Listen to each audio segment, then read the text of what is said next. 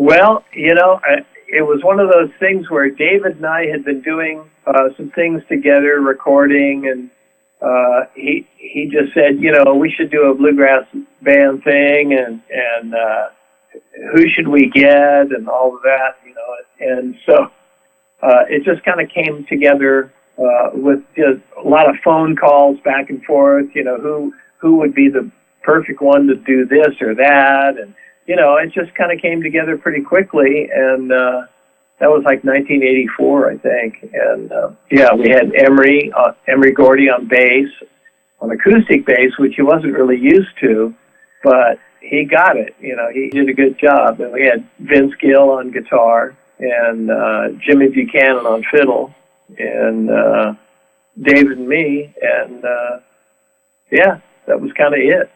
We did a recording, and then we did a few shows together because everybody's schedules were so conflicted. David had his quintet stuff that he had to do, and I think Jimmy was still working with Jim and Jesse on some stuff. And he was working with it was like a triple fiddle thing that he was doing. Mel Tillis. Yeah, he was working with Mel, I think. And so, all the fiddle parts had to be perfect and all that. So he was busy with that.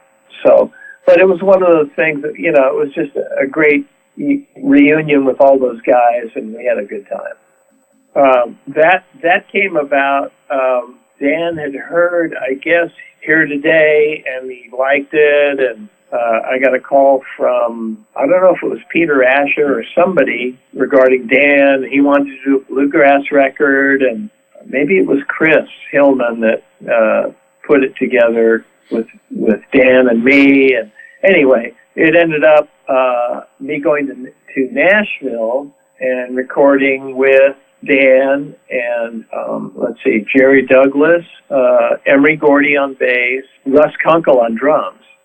Doc Watson was on guitar on a couple of things, and Grisman, of course, on mandolin, and Buchanan on fiddle.